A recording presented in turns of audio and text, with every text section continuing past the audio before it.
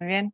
Buenas tardes de nuevo a todos. Ya tomamos lista y vamos a iniciar la clase, que hoy empezamos con otra unidad. Recuerden que ya estamos en lo último de la asignatura. Estamos ya hoy día iniciando la semana 14, que del semestre, si recuerdan, el semestre tiene 18 semanas, por lo tanto, estamos en lo último. Bien, les recuerdo que ya tomé lista. Quien llegó después, pues manifiéstese porque aquí no hay forma de saber que entró. Muy bien, entonces vamos a iniciar con la unidad 5, materiales metálicos no. Ya ahora vamos a hablar de los materiales no metálicos, entonces lo que resta de aquí, que es la unidad 5 y la unidad 6, vamos a hablar de esto de materiales no metálicos y luego la unidad 6 de un poquito de selección de materiales que no es únicamente para los materiales metálicos, sino para todos los tipos de materiales. Entonces, por lo tanto, el día de hoy vamos a ver estos que vemos en las figuras que son desde materiales cerámicos, poliméricos, compuestos y los nanomateriales, pero no los vamos a ver todos hoy. En realidad el contenido de esta clase es la clasificación en general de esos materiales no metálicos, los materiales cerámicos y los poliméricos.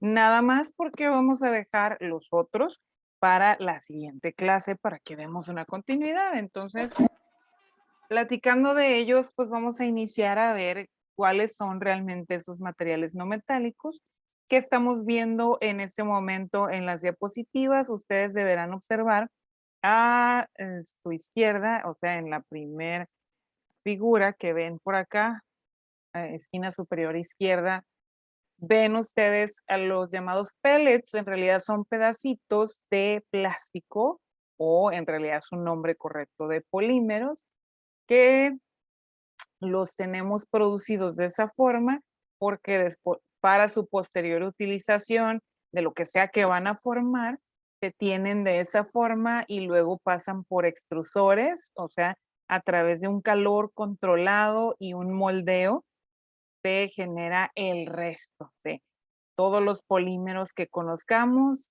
La parte inicial de ponerlos como materia prima para la industria es de esta forma, dejarlos como granulitos, que se les llaman pellets, ¿no? De polímeros. Y lo que ven ustedes a mano derecha, en lo mismo, esquina superior derecha, ven una muestra de materiales cerámicos. Si bajamos aquí a la izquierda, tenemos una fibras de materiales compuestos, o sea que tenemos una combinación de distintos materiales que pudieran ser, a simple vista, yo puedo decir que hay una mezcla de materiales metálicos y polímeros, que los vamos a estudiar la próxima semana, estos, los compuestos o compositos.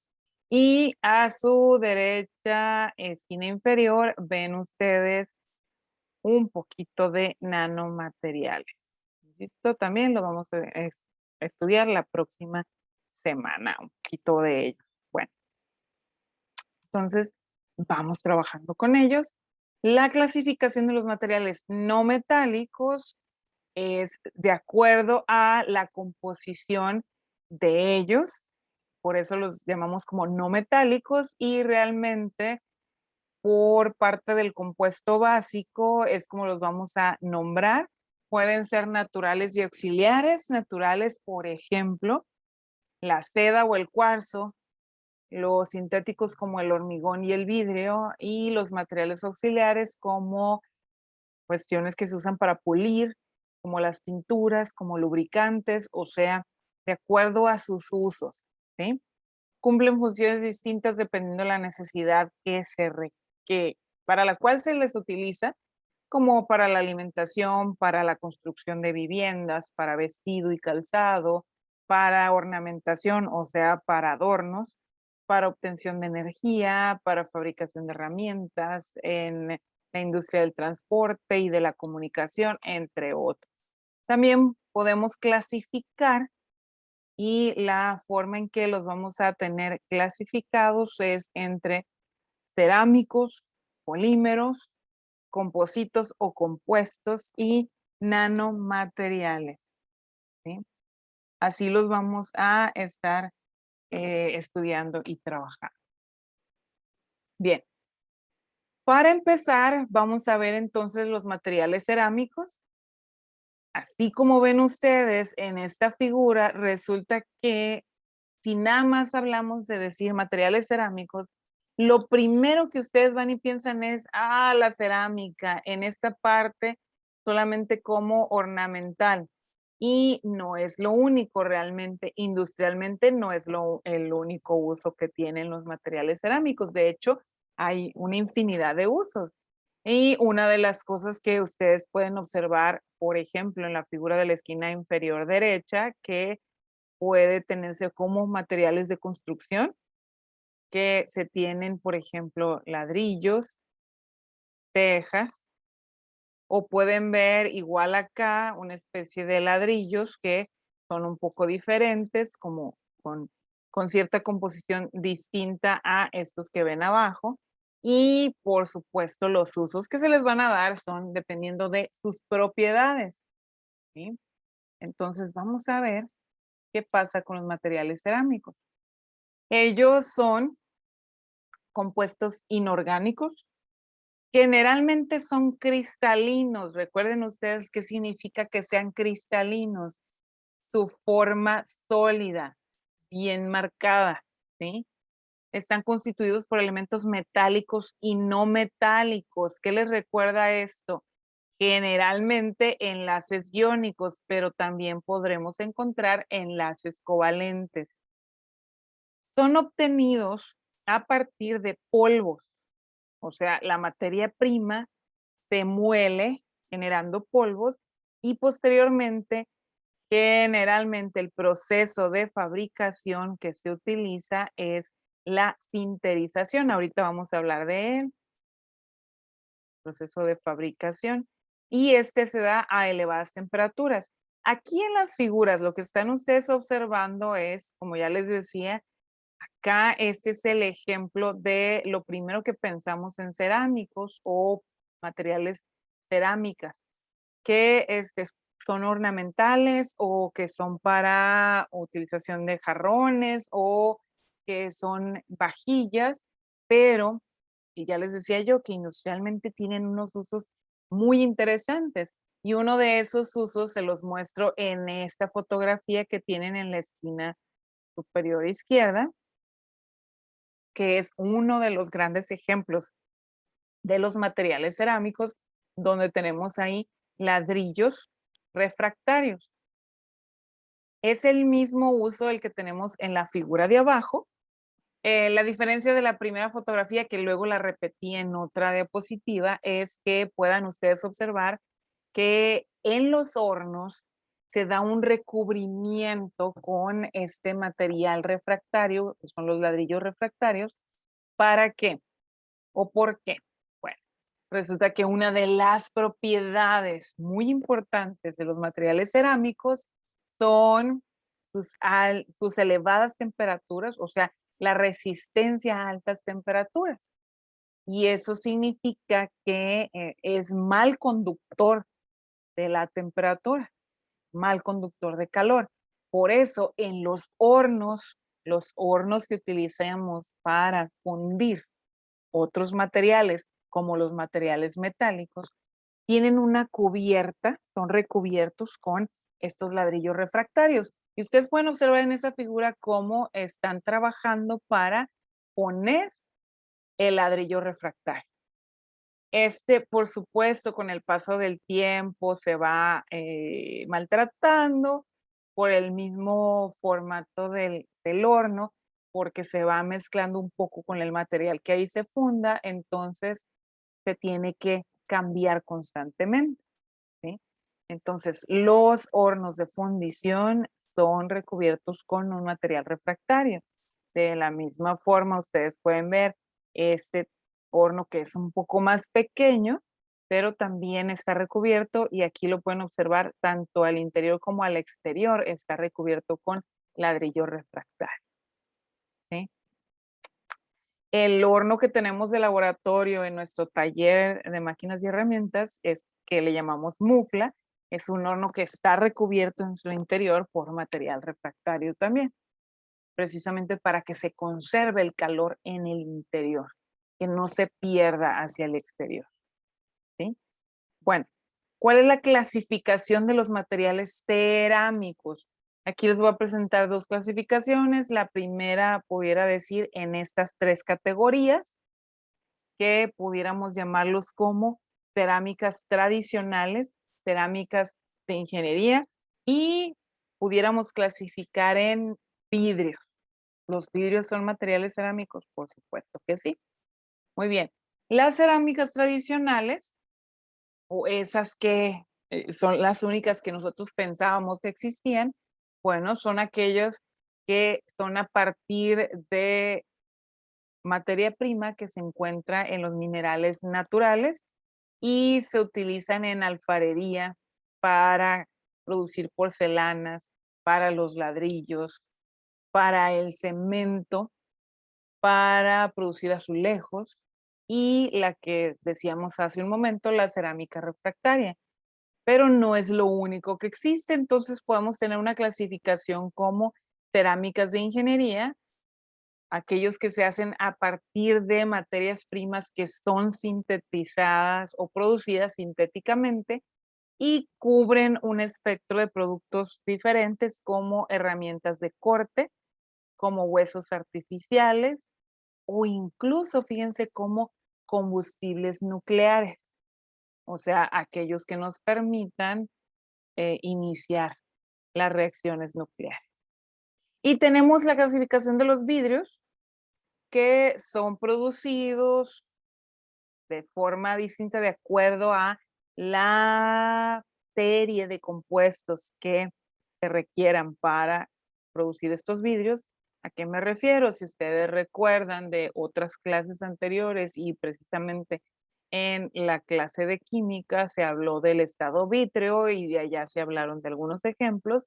Bueno, los vidrios, su base inicial o materia prima inicial es la sílice o sílica, también conocida como sílica o sílice, y en inglés, de hecho, esto se conoce como silicon, que se combina generalmente con otros óxidos cerámicos, que pueden ser sulfatos, carbonatos y otros elementos metálicos, que son los que les dan los colores, las coloraciones al vidrio, ¿sí? De hecho, la tarea que ustedes van a hacer para esta semana requerirá un poquito ampliar esto, pero realmente se les va a pedir ejemplos, además de lo que aquí se ha visto, ejemplos para que ustedes puedan ver realmente usos que tienen estos materiales, tanto los materiales cerámicos como los poliméricos. Bueno, continúo de otra forma de clasificarlos, es decir, yo también los puedo clasificar según su campo de aplicación.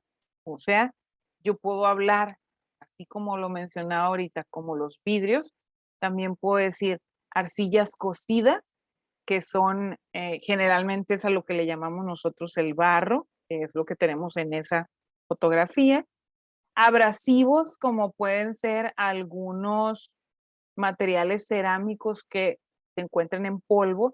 Por ejemplo, hay uno de los usos a lo que le llaman industrialmente el sandblast y luego le dicen sandblastear, que es a partir de arenas a altas presiones se pasan alrededor de materiales metálicos y eso es un tipo de limpieza para pulir el exterior y es una forma relativamente barata y fácil de hacer una limpieza sobre otros materiales. Entonces, pero eso es, pues, como les digo, pues de forma abrasiva. Los materiales según su campo de aplicación, como son los refractarios, ya les decía yo que había utilizado esta fotografía de nueva cuenta. Los clasificados dentro de los cementos, o sea, en realidad el cemento es una mezcla de minerales metálicos y no metálicos que al mezclarse nos forman compuestos cerámicos, ¿sí? y dependiendo de su uso es la cantidad o proporción de compuestos que lleva cada uno de los distintos cementos que existen. Y también pueden existir cerámicas avanzadas, que así se les llame, pues de acuerdo a su uso industrial. ¿Sí? Vamos a ver. Además, algo muy importante para el caso de ingeniería de materiales, que es propiedades que tienen estos materiales cerámicos. Vamos viendo. Las propiedades también varían mucho debido a diferencias en los enlaces. ¿Se acuerdan que decíamos que pueden ser enlaces tanto iónicos como enlaces covalentes? Sí es cierto que predomina mucho el enlace iónico, pero puede existir, de acuerdo a los compuestos que se agregue en la mezcla para formar estos materiales, puede existir enlaces covalentes también. Entonces, realmente una clasificación muy rápida, digamos, de mencionar esto, es decir que en general los materiales cerámicos son típicamente duros y frágiles, con baja tenacidad y ductilidad. O sea, en esto se diferencian mucho de acuerdo a las propiedades mecánicas con respecto a los metales.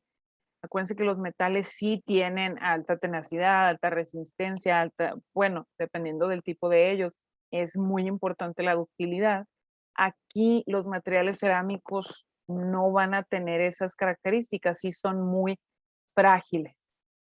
Y tenemos pues igual que los otros materiales, propiedades mecánicas y propiedades físicas, pudiéramos hablar de ellos entonces como sí pueden presentar alta dureza, alta resistencia a la compresión, obviamente dependerá de qué tipo de material cerámico es, baja conductividad térmica, como les decía ahorita, y por supuesto, esto es similar por el acomodo de cómo se encuentran los compuestos formando el sólido. Entonces, si es bajo o malo conductor térmico, seguramente será muy malo o igual, pues mal conductor eléctrico. Entonces, sí hay algunas cerámicas que se clasifican dentro de los materiales superconductores, pero son muy, muy específicos y sí tienen que ver con la sílica. ¿Sí? Hay elevada estabilidad química en la temperatura, son relativamente ligeros, o sea, tienen baja densidad, terminan siendo de cierto modo porosos, pero pues los puntos débiles que tienen pues son frágiles, ¿sí? Escasa fiabilidad, o sea, sí se rompen pues muy fácil. Pero insisto, o sea, no necesariamente necesitamos que todos los materiales sean muy duros y que no se rompan o que sean muy resistentes. Por eso hay distintos usos, pues, y por eso existen distintos materiales. Y de ahí está la selección de los materiales, que es lo que vemos en la última unidad. Bueno, entonces vemos la parte de la sinterización, lo que les decía ahorita que existe la manufactura de los materiales cerámicos. Aquí ustedes pueden ver en este momento hay un equipo que se está mostrando donde si observan aquí se ve un molde, digamos, voy a cambiar el color. Aquí pueden ver donde está saliendo, ¿sí? Como un tipo de teja de material cerámico. ¿Y cómo se trabaja esto? Porque tiene aquí una tolva y luego sale ya esto unido. Bueno, podemos hablar del proceso de sinterización en varias partes. Vamos a explicarlo entonces utilizando las siguientes ayudas visuales. Este es el proceso de fabricación básico, ¿sí? Para el sinterizado se utilizan los polvos y el llamado utillaje. Vamos a ver de qué se trata esto, ¿no? Se parte de este proceso básico para conformar una pieza, se hace un mezclado de polvos, se compactan y la última parte que es lo que se le llama la sinterización, que es a través de tanto la compactación como Lo más fuerte de la sinterización es el que se observa una alta temperatura. O sea, estos polvos, después de ser mezclados y compactados, utilizando utillajes, es el utilizar como una especie de moldes y pasarlos a través de un cocimiento, o sea, de altas temperaturas, sin que los volvamos líquidos, se mantienen sólidos, pero con altas temperaturas logramos que se unan las moléculas que conforman a esos polvos y se queden unidos y ahora nos formen un sólido en conjunto. Si pueden observar ustedes de la última parte, que es realmente la parte de la sinterización, que está acá de este lado, pueden observar qué pasó con las moléculas que estaban un poco más separadas de los polvos y cómo terminan realmente más unidas entre sí, que es lo que hace ese proceso de sinterización a través de altas temperaturas. Lo vemos por partes. ¿De qué se trataba entonces esos polvos, ese mezclado, eso de los utillajes, esto del sinterizado? Vamos a ver. Bueno, la materia prima que es realmente los polvos o de los minerales se muele de tal forma que tengamos los materiales, por ejemplo, muy puros, si fuese los materiales metálicos como hierro o cobre, los polvos aleados como bronce, latón, acero, etcétera.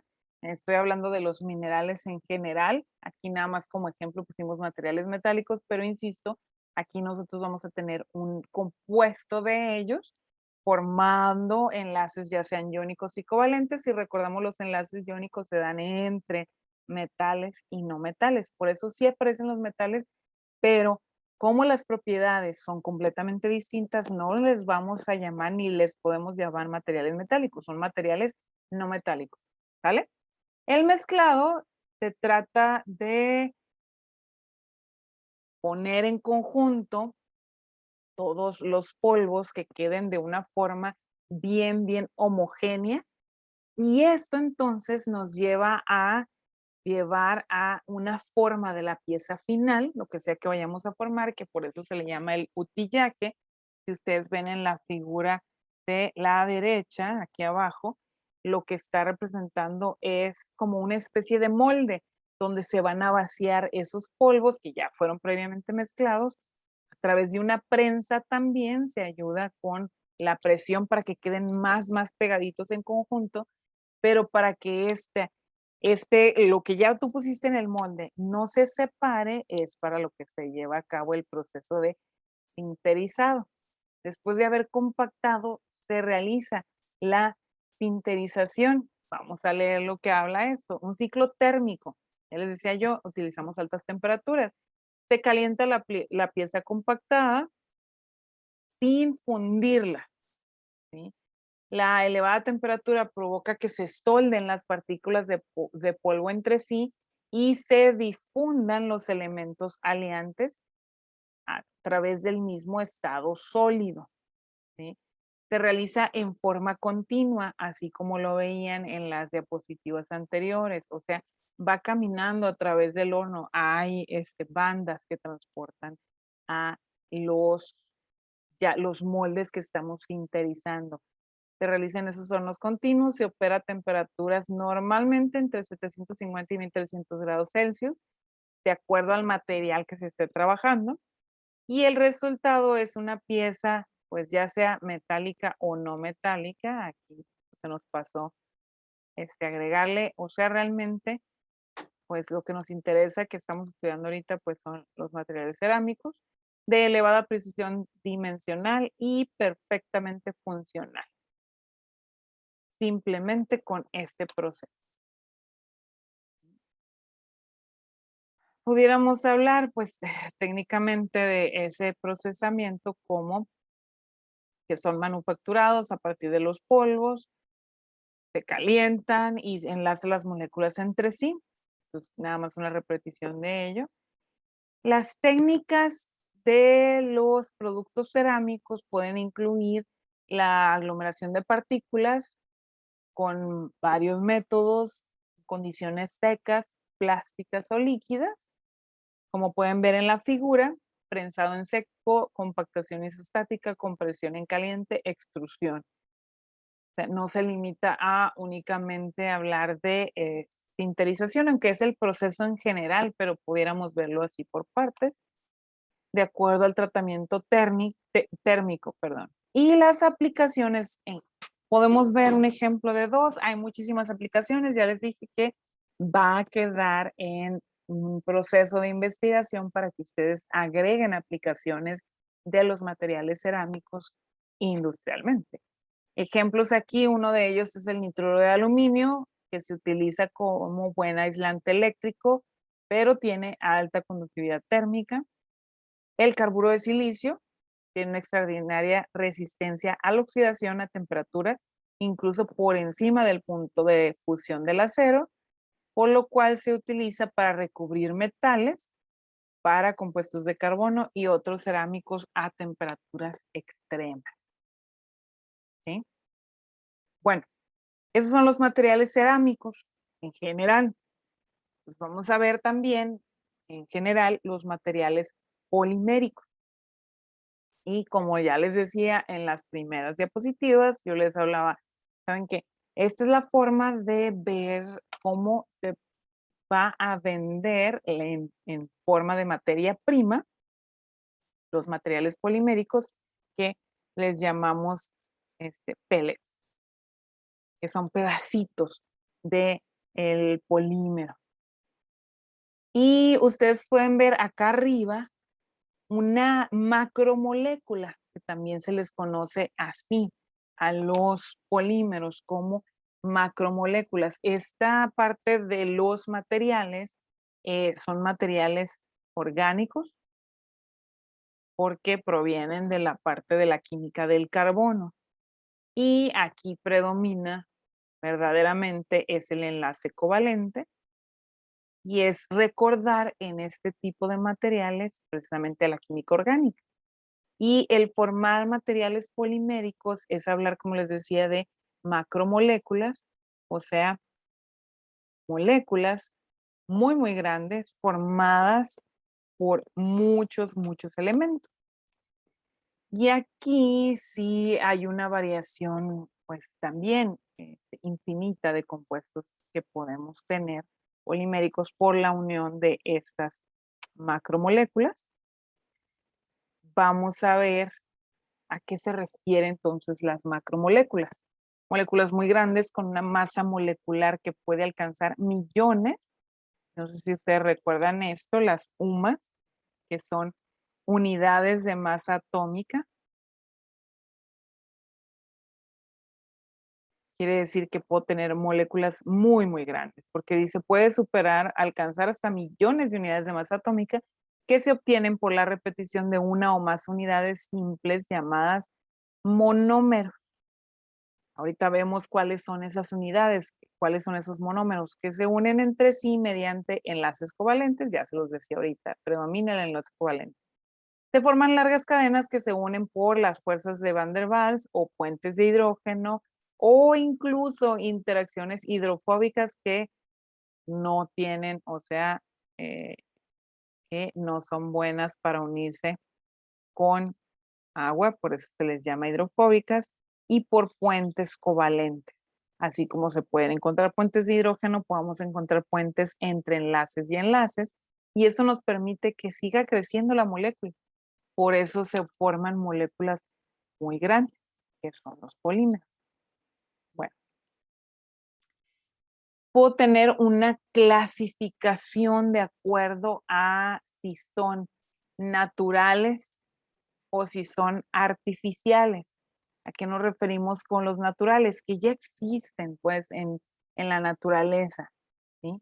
Que pueden ser el caucho, que lo podemos encontrar de manera natural, o pueden ser los polisacáridos como el almidón y la celulosa, las proteínas dentro de las células, los ácidos nucleicos que forman parte pues de las células, que son polímeros naturales, pero nos interesan muy fuerte en el caso de nosotros en la ingeniería los No quiere decir que estos no tengan interés, claro que tienen interés y muchísimos usos, pero, por ejemplo, estos 4 de acá, pues tienen utilización eh, en los estudios biológicos, mientras que para nosotros, para utilización en forma industrial, más que nada nos tomamos en cuenta estos otros de acá, los plásticos, las fibras textiles, el poliuretano, la baquelita, entre muchos otros, pues. Aquí puedo hablar del hule sin- eh, sintético, ¿no? Porque no estoy hablando del caucho. Entre muchísimos otros. Entonces, insisto, podemos hablar muy fuerte de la parte de la transformación de la materia, hablando de los materiales poliméricos artificiales. Continuamos. Los polímeros a su vez, yo los pudiera clasificar, ¿sí? Según su composición, según su estructura o según su comportamiento ante el calor. Es muy importante que logren entender esto y se lo aprendan. Según la composición del polímero, podemos hablar de homopolímeros, o sea, que existiera un solo monómero, o copolímeros con 2 o más monómeros, ya juntándose y empezando a formar las macromoléculas. Según su estructura, puede haber polímeros lineales y ramificados. Esto les debe de recordar a la química orgánica, donde se estudiaba cómo son los compuestos lineales y cómo son los ramificados. Si algún monómero se puede unir por 3 o más sitios. Es donde encontramos pues las ramas. Y el comportamiento ante el calor, esto apréndanselo muy, muy bien, que no se les pase, que no se les olvide esto. Termoplásticos y termoestables. Muy importante saber esto porque en el momento de utilizarlos para la producción de botellas, de contenedores, lo que utilizamos nosotros en nuestro día a día, bueno, es muy importante esa clasificación de acuerdo a cómo se comportan en el calor. Termoplásticos son aquellos que se reblandecen al calentar y recuperan sus propiedades al enfriar. Y los termoestables, al ser enfriados de nuevo por formar nuevos enlaces, se endurecen. O sea, los termoestables sí cambian las propiedades, los termoplásticos conservan las propiedades de la materia prima inicial. ¿Sí? Se les va a preguntar esto también, un poquito que extiendan en esa actividad de investigación que van a trabajar durante esta semana.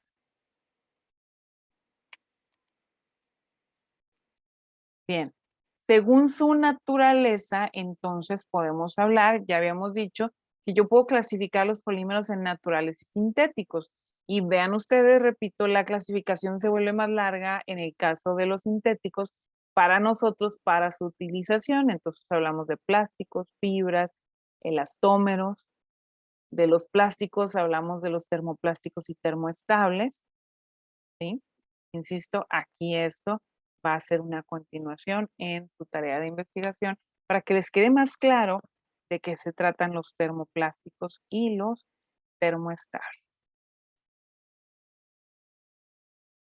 Bien, hay propiedades que tienen, así como vimos propiedades para los cerámicos, pues también tenemos que estudiar propiedades para los polímeros. Por ejemplo, para los plásticos, de acuerdo a sus propiedades, si es termoplástico, es de que se pueden moldear en caliente de forma repetida, porque recuerden que vuelve a tomar sus propiedades después de haberlo sometido al calor, y termoestables, que quedan rígidos y no pueden volver a ser moldeados. Este es el problema que luego nos enfrentamos para la situación del reciclaje, que ya no se puede, que perdemos las propiedades del material, entonces ya no lo podemos mandar de nuevo a procesamiento porque se pierden propiedades. ¿Sí? Y en el caso de las fibras, por ejemplo, se pueden tejer en hilos.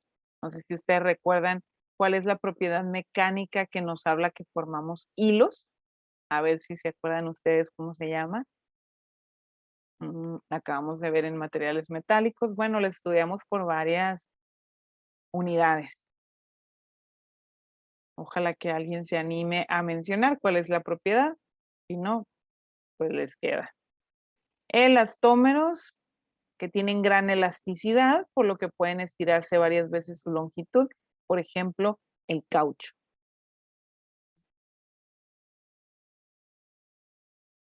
¿Ok? Continuamos.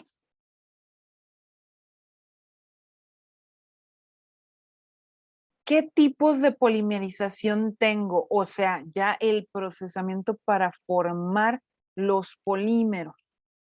Sobre todo me interesa porque yo voy a trabajar la sintetización de ellos, o sea, la forma sintética de elaborarlos. Y existe por adición o por condensación. Por adición, la masa molecular del polímero es un múltiplo exacto de la masa molecular del monómero. O sea, se va adhiriendo una y otra vez. Y por condensación, en cada unión de dos monómeros, se va perdiendo una molécula pequeña. Por lo tanto, la masa molecular del polímero no es un múltiplo exacto de la masa molecular del monómero. Aquí vamos a poner un ejemplo de cómo calcularíamos la masa molecular si fuese de adición el polímero. Bueno, continúo. Por ejemplo, una reacción de adición. Ustedes pueden ver cómo se iniciaría la reacción de adición. Yo tengo el monómero, que vean ustedes, puedo observar el doble enlace, muy claro aquí. Y al utilizar un catalizador, recuerden ustedes que un catalizador es un compuesto que nada más juega un papel en la reacción donde impulsa la reacción, permite que se dé, permite que se forme lo que nosotros esperamos, pero no se mezcla, ese compuesto no se mezcla con el producto final. Entonces, ustedes pueden ver aquí cómo este doble enlace ha sido afectado, ya no se ve igual que como iniciamos, ¿sí? ¿Y qué es lo que pasó? Que dejó activo, al quitar ese doble enlace, quiere decir que le falta a ese carbono, a este carbono de aquí, le falta un elemento, y a este otro carbono de aquí, o sea, a los dos carbonos, se quedan incompletos al quitar ese doble enlace, porque entonces ya dejó de compartir dos electrones, por lo tanto, dos electrones están disponibles dentro de esa molécula para empezar a reaccionar con algo más. Y por eso, cuando le seguimos agregando, por ejemplo, al tomar dos de esas moléculas que quedaron muy activas, lo único que va a pasar es que se van a unir entre sí. Observen lo que tenía yo acá, ¿sí? Y se empiezan a unir y se empieza a dar la polimerización. Por lo tanto, los radicales libres de los extremos se unen a impurezas o bien se unen a dos cadenas con un terminal neutralizado. Todavía quedan libres para seguir reaccionando y cuando se cierren, cuando llegue algo más, entonces vamos a lograr tener pues ya la molécula completa, terminada, el polímero completo, la macromolécula completa. Polímeros de adición tenemos, ya les decía yo que íbamos a ver ejemplos de los monómeros, por ejemplo el eteno, que es el de dos carbonos, ¿se acuerdan ustedes esto de la química orgánica? Propeno es el que tengo tres carbonos, recuerden que la terminación eno me habla de un doble enlace, o sea que es donde tengo los alquenos. Puedo hablar de cloroeteno, por ejemplo, que es el ejemplo que tenía en la diapositiva anterior. Puedo hablar, por ejemplo, de tetrafluoroeteno, que cuando se empieza a unir nos forma, fíjense, el llamado teflón. ¿Sí? El cloroeteno, cuando se une un monómero de él con otro y demás, nos forma la macromolécula que es el policloruro de vinilo, o mayormente conocido en su nombre como PVC. ¿Sí? El propenonitrilo, por ejemplo, nos forma al polimerizar por el método de adición el poliacrilonitrilo. El butadieno, polibutadieno, fenileteno, el poliestireno, y así sucesivamente, ¿no? Tenemos muchos ejemplos, aquí nada más mostramos algunos de ellos. ¿Sí? La estructura de algunos de los polímeros de adición, recuerden que decíamos que pueden ser lineales o pueden ser ramificados. Por ejemplo, lineales tenemos el etileno o eteno, que también es otra de las formas de llamarlo. Cuando generamos la polimerización de adición, recuerden que se pierde el doble enlace, se empiezan a unir entre sí, podemos formar el polietileno, y los usos más comunes que ven ustedes en bolsas, en botellas, en juguetes, etc. Es uno de los polímeros más comunes que existen, y por el tipo de cadena es uno de los polímeros más sencillos de reciclar. El propileno, perdón, nos forma polipropileno, en que se utiliza en películas o láminas, útiles de cocina, aislantes eléctricos, etc.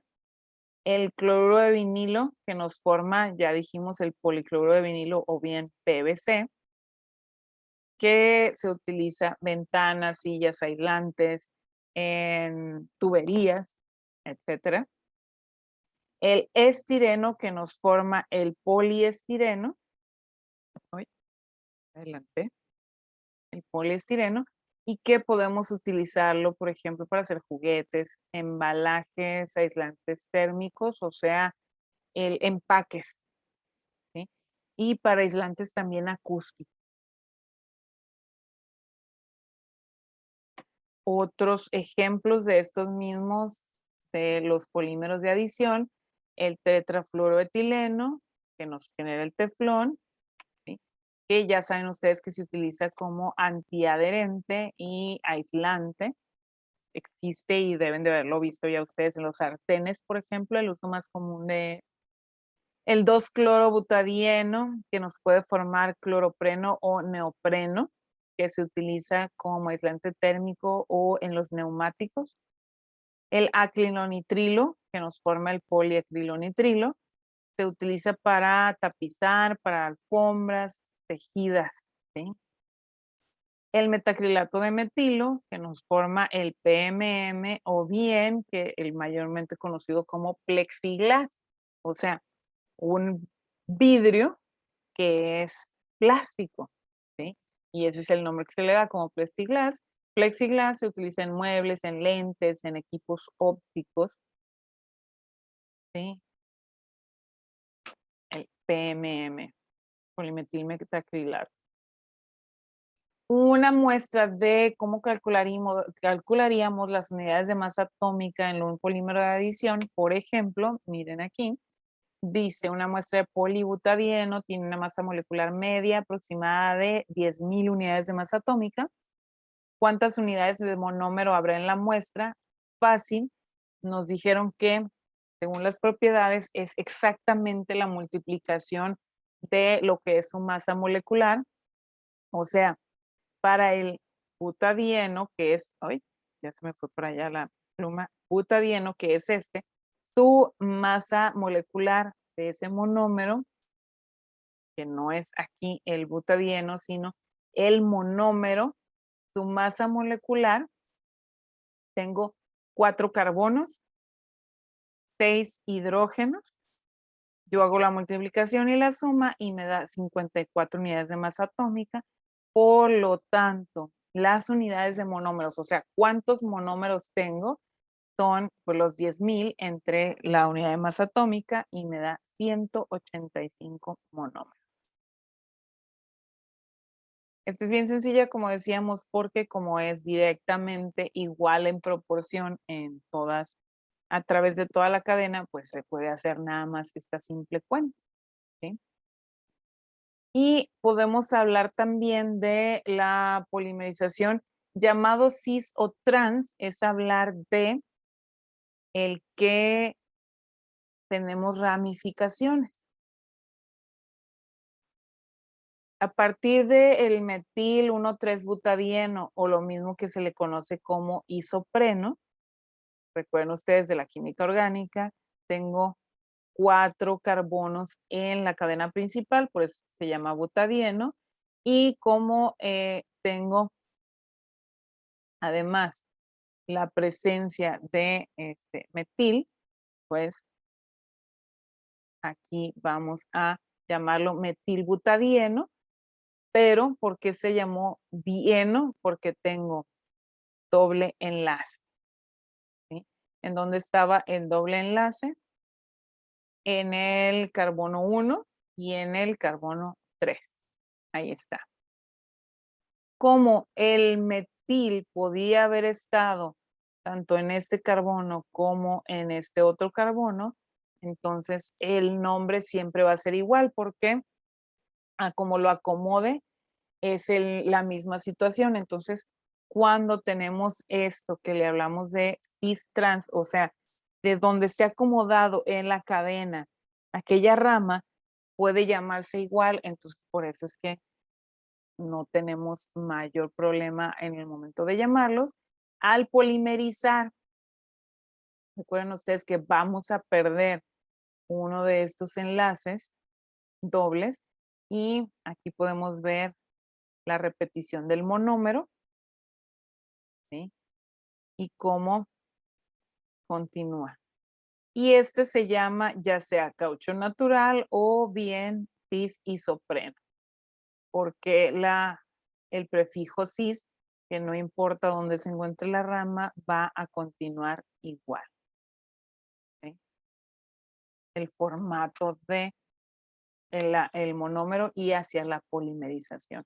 Y tengo otro ejemplo como trans, por ejemplo, al tener el mismo metil 1,3-butadieno, que era el isopreno, resulta que en lugar de comportarse el polímero como una cadena lineal, se puede comportar como una cadena ramificada y podemos llegar a encontrar esto que observan ustedes aquí, ¿sí? Dejé un poquito, tengo que enderezar un poquito porque aquí al final pone que esta parte iba aquí. Entonces lo voy a mover un poquito para que ustedes tengan la nota correcta y luego ya esta parte se recorre un poquito más hacia la derecha, ¿sí? Bueno, esto es la presentación de los materiales cerámicos y poliméricos. También pudiéramos hablar de estereoespecífica la polimerización. Si se acuerdan de sus clases de química, ¿qué significa esto de estéreo? O sea, de la forma en la que estén acomodadas y utilizando un tipo de catalizador, por ejemplo, aquí, este cloruro de titanio, nos puede dar, por ejemplo, una unión de de los monómeros, que puede ser atáctica, ¿sí? Que si se fijan es de una forma, es uno y uno, o sea, vean aquí cómo aparece hacia arriba el metil, hacia abajo el hidrógeno y aquí viceversa al revés, hacia arriba el hidrógeno, hacia abajo el metil y así sucesivamente en toda la cadena. Pero si habláramos de isotáctica, iso significa que es igual a través de toda la cadena. Entonces vean, aquí aparecen todos los metil arriba y todos los hidrógenos abajo. Puedo tener simbiotáctica, o sea, que tenga esta mezcla completa de precisamente que sean 1 y 1. Mientras que si veíamos con la de atáctica, realmente empezaba con 1 y 1, pero después veo estas repeticiones aquí, que son como errores, digamos, pero al utilizar un catalizador, ya lo decía ahorita, como el cloruro de titanio, puedo provocar que aparezcan de la misma forma alrededor de toda la cadena. ¿Y todo esto para qué es? ¿Para qué yo voy a provocar un arreglo de esa forma? Estos acomodos me permiten que pueda unir incluso más moléculas, manejo su comportamiento y el producto final me da propiedades diferentes. Yo puedo tener propiedades diferentes como puede ser mayor dureza, puedo tener o tener mayor fragilidad. Dependerá de qué es lo que yo estoy buscando para ese producto en específico, ¿sí? Si quiero tener, por ejemplo, mayor elasticidad, etcétera.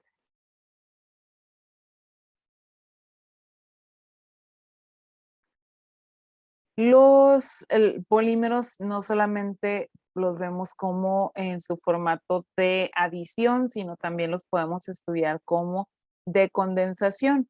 Y puedo tener ejemplos, el polietilenglicol, las famosas siliconas, o los copolímeros como baquelitas, poliésteres y poliamidas. Recordemos que estos son naturales, ¿sí? O sea que se da la condensación de manera o de forma natural. Yo puedo ver aquí cómo se da la polimerización del polietilenglicol, por ejemplo.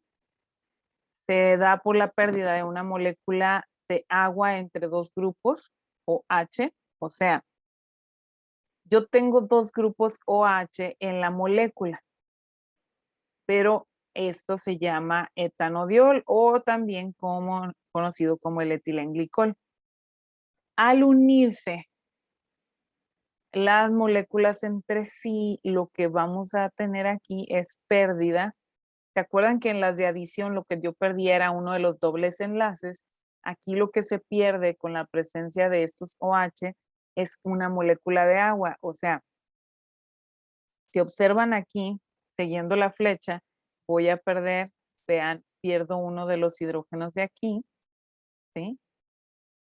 Y al continuar el uniéndose los monómeros, pierdo también, ya vean cómo terminó aquí y continúe acá, ¿sí? Termino perdiendo alrededor de toda la molécula y se me forma una molécula de agua. Cuando pierdo esa molécula de agua por completo, entonces ya me queda disponibilidad para que se siga uniendo entre sí el monómero y se forma polímero. En este caso es el conocido como polietilenglicol.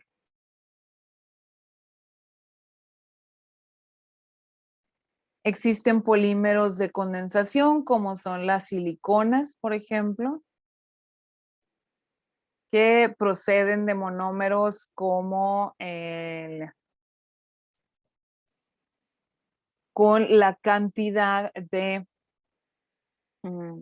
adición como hidróxidos y pueden tener, por ejemplo, sílice en su interior y nos pueden llegar a tener un carácter hidrofóbico, o sea que en el exterior de la molécula yo tenga compuestos o la parte orgánica como es el metil, hidróxidos, y esto me lleva a perder de la misma forma, como lo decíamos ahorita, pierdo una molécula de agua y se me generan dentro de la molécula estas partes que suelen ser, como lo dice aquí la descripción, hidrofóbicas. Esta palabra proviene de fobia o bien lo que significa miedo. O sea que no es afín a agua. Fíjense, el agua la termino perdiendo dentro del proceso de condensación y el compuesto polimérico con el que termino al final es un compuesto que no es afín al agua, o sea que repele, digamos, el agua. No se disuelven eh, bien en agua, en realidad se van a encontrar separados del agua. Y si pudiéramos observarlos más cerca con un microscopio, una parte de ese compuesto, si lo humedecemos, por ejemplo, lo que vamos a observar sí es eso, donde está repeliendo el agua y no se mezcla entre sí. Y, por ejemplo, hablar del polímero de condensación como lo es la baquelita, es hablar de que se produce una copolimerización del fenol y el metanal. ¿Y qué usos tiene esto, por ejemplo, en cubiertas en diferentes electrodomésticos como los televisores? Podemos ver ahí cómo se une entonces un fenol, que es un compuesto cíclico aromático, o sea, un benceno con 1H, y el metanal, o sea, no es metano, sino tiene agregado 1H, y con la adición de hidrógeno podemos formar entonces la llamada baquelita, se va dando el monómero donde se va uniendo y polimerizando y su producto final es este que ven aquí a la derecha, ¿sí? Después de la reacción de todos los monómeros. Puedo hablar también, por ejemplo, de los poliésteres que se producen por sucesivas reacciones de esterificación, o sea, de tomar un alcohol y ácidos, forman tejidos. El más conocido de ellos se llama tergal, o sea, formado de un ácido tereftalático, que es un ácido de un benceno dicarboxílico, y el etilenglicol, o también conocido como etanodiol. Aquí tienen ustedes la figura para que lo puedan observar. Así podemos hablar de las poliamidas, por ejemplo, la nylon 66, que está formada por el ácido hexanodioico y la 1,6-hexanodiamina, y ahí pueden ver su reacción y su producto final, ¿sí? No quiero entrar a demasiado detalle en las reacciones porque pues no es nuestra finalidad, no es que nosotros vamos a ir a producir estos polímeros y sus reacciones, porque esto pues ya no nos compete en realidad en esta clase.